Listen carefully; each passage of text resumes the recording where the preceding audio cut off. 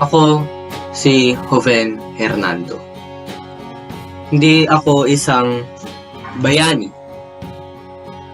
Hindi rin isang perpektong tao. Isa lamang akong anak ng bayan na minulat ng kasaysayan at binigkis ng pangarap para sa isang mas makatarungang mundo. Di ko to pinili, alam nyo? Ang magtulak ng pluma, imbis na itikom ang bibig. Ang magsalita sa kabila ng takot, ang ipaglaban ang totoo kahit ang kapalit ay buhay. Pero paano ka pipikit kapag ang paligid mo'y nag-aalab sa kawalang katarungan? Paano ka tatahimik kapag ang sigaw ng iba'y nananatiling hindi naririnig?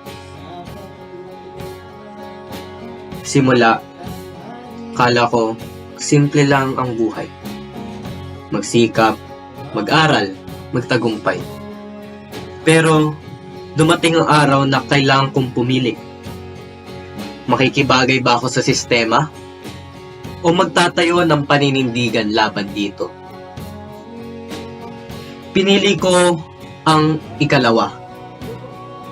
At doon nagsimula ang lahat.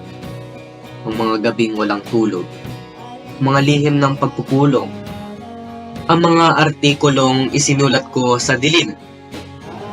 Maasang mababasa ito ng liwanag. Alam kong delikado. Alam kong maaring hindi na ako magising sa susunod na araw. Pero hindi ba't mas nakakatakot ang mabuhay nang wala kang silbi?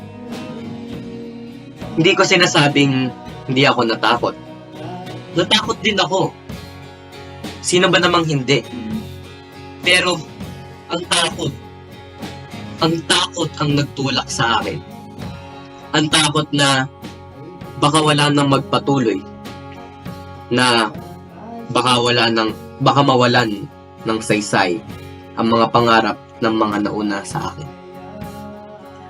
Kung kaya't ito ako ngayon. Hindi isang bayani, kundi isang alingawngaw ng kanilang mga tinig.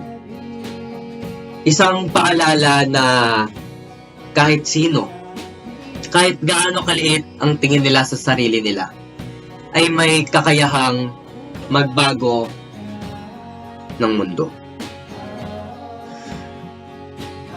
Kung kaya ko, kaya mo rin.